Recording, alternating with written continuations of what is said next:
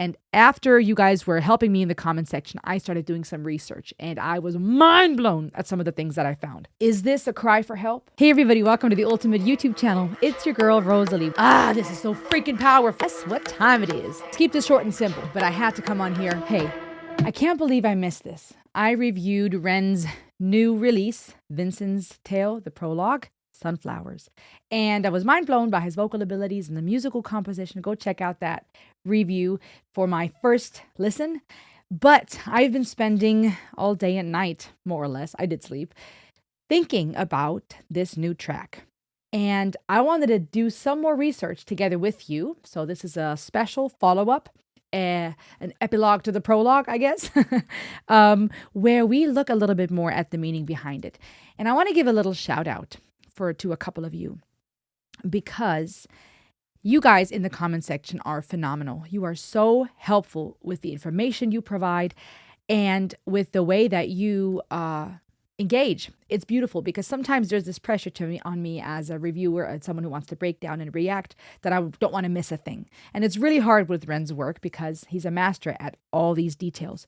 But as with everything in life, we will not catch everything the first go around. That goes for relationships. It takes time to get to know each other. That goes for art. Sometimes we will perceive different things in a different light, at a different time. Also, because we can learn from one another. It takes a village. No man is an island. And you guys keep showing me that in the comment section. So number one, thank you so much when you're always so kind. Even if I do miss things, how you're supportive, how you still appreciate my review but then you're also so supportive and helpful with educating me. We do this together.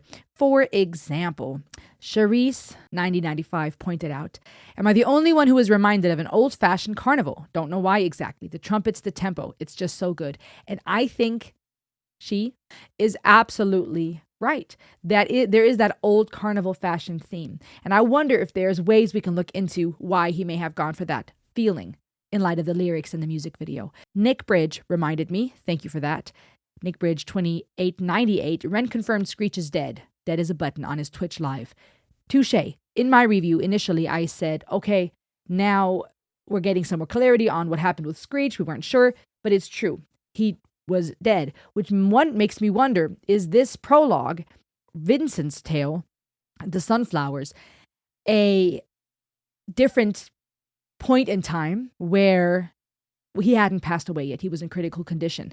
A few of you, including Y Crow M, pointed out that Violet was hurt by her unnamed father and then met Steve. So Steve is the partner of Violet. And I was asking in my initial review, who is Vincent? Could he be the dad? Could he be the partner? But you guys reminded me that the partner was Stevie. So who is Vincent then?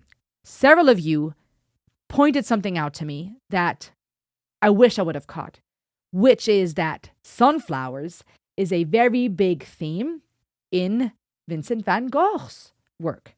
And also the Netherlands, where Vincent Van Gogh is from. But we'll talk about that in a second. And after you guys were helping me in the comment section, I started doing some research. And I was mind blown at some of the things that I found. And that's what this video is for. Also, BCat9656 reminded me that Vincent is also the famous painter of the sunflower pictures, the sunflower paintings, but also the one who cut off his own ear. Some are saying we don't know that yet. There are whispers saying over and over when Ren is on the screen. And some of you pointed out, if you look up Vincent Van Gogh and those portraits, they look a lot like that man on the sofa in the Vincent Tale. Buckle up. We are going to go deep with this one. We are going to go deep. So if you haven't listened to Ren's Vincent's Tale yet, or you haven't listened to any of the trilogy yet, the Jenny and Screech trilogy and Violet's Tale, please pause this video, open up a new tab, subscribe to Ren if you haven't, and go check out those videos and reviews of it, etc. Drop your comments below and talk to me about your thoughts on this. I am so appreciative of all of these different feedbacks you guys are giving me. Someone else pointed out, EKW GRFKJEH said, I don't know how to read that, said the Vincent Van Gogh, that's Vincent Van Gogh 100%.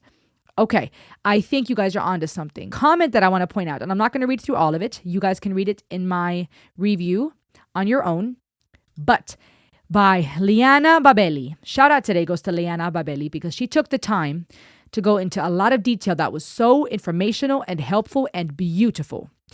And I thought it was brilliant. Vincent's tale has been specifically stated by Ren to be a parallel tale between Vincent Van Gogh himself and Ren himself. Vincent and Ren share nearly the same birthday, March 30th. Ren is March 29th, and both have similar upbringings and journeys. And that is true, because as we learn about Vincent van Gogh, and as I was looking back into Vincent van Gogh, I've learned about him in the past, and I've forgotten so much. There has also been a lot of struggles with mental health. And I know that that's something that Ren has talked about. And though they may not have Lyme disease in common, it is speculated, Liana said, that Vincent had several autoimmune disorders, in addition to psychosis and perhaps schizophrenia. This means while both lived entirely different eras and cultures, their connection outweighs the differences. Also, the reference between Vincent on the couch and Ren's routine scenes are indicative of telling us about how similar their lives are together. It suggested there is a dual take here about life of horrendous monotony and destitution contributed by corporate greed and devastation. By the way, beautifully eloquent, said Liana. So impressive. So you guys, I'm not going to go through the whole comment. Read it on your own. But I just wanted to give a shout out to Liana and to all of you who have been educating me in the comments, because it's so fascinating to see how deep this goes. And I can't believe I missed all of this. So that's why I'm doing this extra video. There's a series of paintings called The Sunflowers, and I want to show you some of those that he is well known for. Okay. And it is interesting to see that some of these sunflowers, even, I know this is Impressionism, but I find it so interesting that there's this vast array of sunflowers that look vibrant and beautiful. And then there are sunflowers that almost look dried out and decaying, which is interesting when we look at Ren's song, Vincent Tale, because of that scene with the sunflowers where they are on that table and they are going up in flames. Also, you guys pointed out to me that these paintings on the walls very much may be Vincent van Gogh's paintings. And I'm going to keep going, scrolling through here a little bit to see if we can see a better take. Right over here. What do we have over here? So even if they're not actual Vincent paintings, maybe they are supposed to be.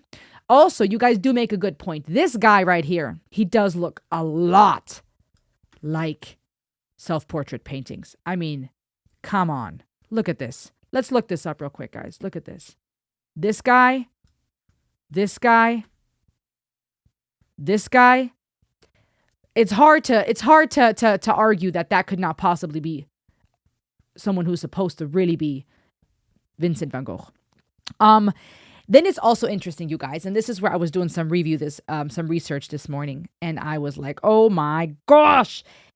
When we look at the sunflower, Vincent van Gogh was from Netherlands. And in Netherlands, the sunflower is primarily known as a symbol of the hidden disabilities sunflower scheme. This scheme uses the sunflower as a discreet way for people with non-visible disabilities to indicate they may need extra help.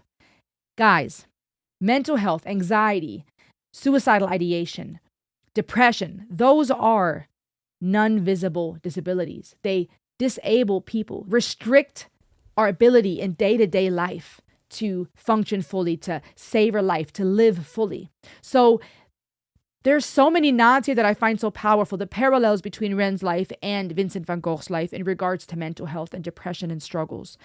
What's eerie to me is that Vincent van Gogh ended his life at the age of 37. Ren is 35. The sunflower can be a symbol of a hidden disability. For example, when people wear a sunflower lanyard or badge, that can be a subtle signal of a hidden disability and they may need some assistance. Is this a cry for help? Is the sunflower not only Vincent van Gogh's symbol, because that was part of his famous paintings, but also perhaps his cry for help? A visible sign. Was Vincent van Gogh crying out for help with all of his sunflower paintings before he ended his life in 37? And is this Ren's way of speaking about his disabilities, his hidden disabilities, his struggle with mental health? He's spoken openly about his health journey, both his physical ailments and his mental health journey. And I know he's touched many lives because so many of you can relate and have felt seen through his work. Is this his way of crying out for help? Is this his way of making a statement that both is relatable to his life, a direct parallel, but also to many of you, representative of hidden disabilities, the ailments, the things that hurt you that nobody can see? There are a lot of ways to look into this. The sunflower also represents loyalty and devotion, often associated with loyalty and devotion, particularly in context of someone's faithfulness to a person or cause.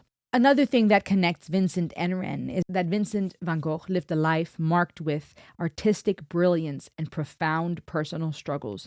And I do think that we can say that in Ren's life as well. He is an artist. He is a modern day Shakespeare. He is a modern day Vincent van Gogh with his work, the way that he paints stories with his literary art and his wordsmithery, the way that he is relatable but incredibly talented, so intentional with all aspects. But he has his demons. He has his turmoil, his struggles.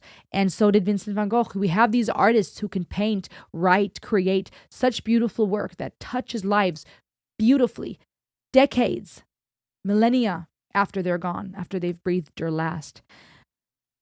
But that doesn't mean that their life is all beauty and glory. That parallel between Vincent and Ren fits to the Jenny and Screech trilogy to me, because it reminds me, as I mentioned in my initial review, my first watch, that it's all connected. And where it may be a separate universe, where it may feel unrelated, how does Vincent van Gogh tie into the Jenny and Screech tale? Well, there's parallels between Vincent and Ren. There's obvious parallels between Jenny and Screech, but even those two names almost sound like a contrast. Jenny sounding like a melodic, beautiful, feminine name. Screech sounding like something scary and intense and horrible. That duality we find in Vincent van Gogh's life, the beautiful artistry as well as the personal suffering. We see that in Ren, a master of music and words and literary art, and yet suffering with physical ailment and with mental struggles. A lot of you know this too. All of us, at some point, in some shape or form, know that duality between the beauty and the dark, the contrast of light and dark, and joy and success and suffering. In Vincent van Gogh's life, it's interesting that his brother Theo played a crucial role, who was providing financial and emotional support. And I think that that's interesting because with Ren in the song, Vincent's Tale, The Sunflowers, in that prologue, we see him surrounded by friends and at the end handing the credit card. What was that about, right? I don't think that was just coincidental or for no reason. Maybe it was, right? Maybe it was meant to just imply this relatable scene of someone at the bar paying. But why emphasize that? Why showcase that scene where he hands the bartender the credit card and the bartender hands it back? Could that be a nod to Theo, Vincent's brother, who was providing financial support? Why emphasize that? How does this play into the whole story? Obviously, there's a lot of questions. And yes, there's ways where we could take this way too far, where we could go so deep that now we're imagining things, interpreting things that are not there. I definitely have that tendency too. But I also believe that Ren is intentional about what he does. And yes, leaves it up to our imagination, does find joy, as he said in the interview I had with him, that it's interesting to see people interpret it in different ways, even though that's not how he necessarily intended it. But that's the beauty with art. And you have the same thing with Vincent van Gogh's paintings. You have that switch also. I believe someone in the comment section pointed it out. When this gentleman on the couch, who may supposed to be Vincent van Gogh with the guitar next to him, and now it switches to Ren. And Ren is the one who pauses the TV. Is this now Ren taking over? One of you pointed that out interestingly. Is that meant to imply that parallel between Vincent and Ren? And now it's going through the monotony of life, brushing teeth, looking depressed though, looking sad, looking blue. And I have something really crazy to tell you guys in a second. Don't leave yet.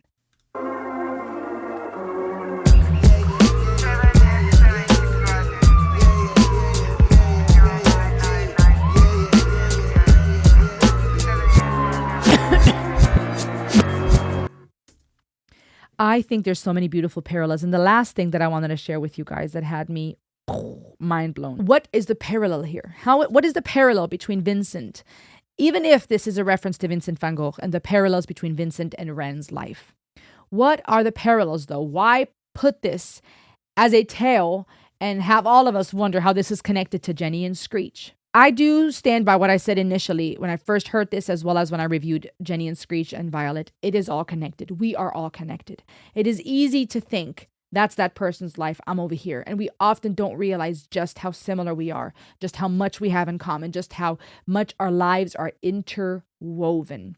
And that's the thing with Impressionism art anyways, right? You have the impression of what this painting might be. It's not clear, it's not realism, but it's obvious enough that most would agree what this is. But yet the painting, the patterns, the colors, the paintbrush strokes flow together in a way that it's not clear, and yet it gives us an impression of what something may be. It's connected, it's interwoven. And then I was trying to do some research and I was wondering, did Vincent van Gogh know someone named Violet? And check this out, you guys. While he didn't know anyone that we know of named Violet, the color violet appears in his artwork. The color violet appears in his artwork in letters, describing his paintings like Irises and the Night Cafe. And then I came across this article called The Vanishing Violet in Van Gogh's Irises. And it's this article that talks about how initially when Van Gogh painted the irises, they were much more violet. And that is because he used a certain, what is it called? Geranium lake degradation that is the culprit for the loss of reds and pinks. And this museum, where scientists weren't able to really study what had been happening with the painting because of it being in the museum and it being always on view, during the pandemic, it worked out that the museum had to be shut down, and it allowed these researchers to take the painting and do some studies. And these researchers were able to do some studies on why this painting appeared different. Why would the flowers and the irises look blue when in real life they're actually supposed to be purple? This is a recent photo of the violet irises on the grounds of the psychiatric hospital near Saint-Rémy-de-Provence in France, where Vincent van Gogh was. And the flowers, the irises, are clearly violet, yet when we look at Van Gogh's painting today, they appear blue. Conservation scientists had identified that geranium lake degradation is the culprit for the loss of reds and pinks, meaning that violet disappears over time because of this geranium lake that was used to mix in with the paint, which was also used in many of Van Gogh's works, including other paintings he made of irises while he was at the Saint-Rémy-de-Provence. Beautiful, for one, that they titled this The Vanishing Violet in Van Gogh's Irises. This is an article that you can find on cen.acs.org, ACE Glass Incorporated. And I thought this was so fascinating to have scientists study why do these paintings look blue when clearly the violets on those grounds and those gardens at the psychiatric facility were violet. When Van Gogh painted this, they were indeed painted violet. It allowed the scientists to recreate the painting in the original hues, which has had people fascinated when they get to see this. This is what his original painting is. This is how they recreated it and what it was probably supposed to look like, or initially looked like. So you have, because of science, because of chemicals and bonding and how certain colors faded over time, pulling out the red and violets, these flowers started appearing blue. Guys, if that is not poetic, and to call this article The Vanishing Violet makes me think of Ren's work with Violet's Tale, with the whole Jenny and Screech trilogy, but more directly linked to Violet. She was vanishing. She eventually vanished because of someone's violence, because of someone's blues. And that to me is so poetic and powerful, to look at this scientifically, to look at this poetically, to look at this philosophically and from an artistic standpoint, and to say the violet appears blue now because the red and the pinks were drawn out of it for scientific reasons, because of the substances used in the paint. But in life, it's very similar. Because of the blues we have, depression and sadness, the blues often being used as a term for someone who's sad. You have the blood, the red, which could imply blood, being drawn out, a violet. The blood is drawn out of the violet. The red is drawn out. Are you guys following me? The red is drawn out of the violet and makes it now appear blue. The blood is comes out of violet. She loses her blood. She loses her life. And now things are blue. Things are sad and depressed. So many parallels. So to me, I don't know if Ren saw this article. I don't know if he knows about this with the disappearing, the fading paint. I wouldn't be surprised if he does. That man is highly intelligent. And maybe that's where there's one of the parallels between Vincent and Ren's life. The beauty of art, but also the struggle with mental health. The sunflower being that symbol of someone's hidden disabilities, a cry for help. Them being very similar with their life story, their art, their genius, but also their mental struggle. The parallels between Violet losing her color, the vanishing Violet. Things becoming blue and depressed and sad. Maybe there is the parallel between Vincent, Ren, and Violet being connected to Jenny and Screech, and that duality between something beautiful and something screeching and turmoil. There's so much where we can go with this. Rain is a story I'm sure we all know. And you guys are right, it does sound like a carnival. It's a moment of madness inside of the woes. And then later he says blindingly loud. Some speculate that Vincent Van Gogh might have been colorblind in a certain way, but we also know that he had hearing impairment and that he chopped off part of his ear at one point in a dispute. So to talk about blindingly loud and address the senses of the eyes and the ears. Blindingly loud, never surrender. It's crazy, you guys. The paintings on the wall possibly being a reference to Vincent Van Gogh. There's a lot, and I'm probably missing even more.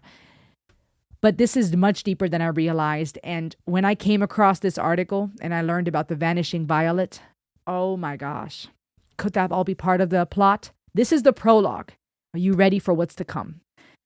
Make sure to subscribe to Ren. Click the bell so you don't miss his next one on July 31st. Subscribe here for more breakdowns and analysis, music from around the world, and mental health conversations and psychology and philosophy and more. Thank you for watching this. I'll see you on the next ride. Ayo!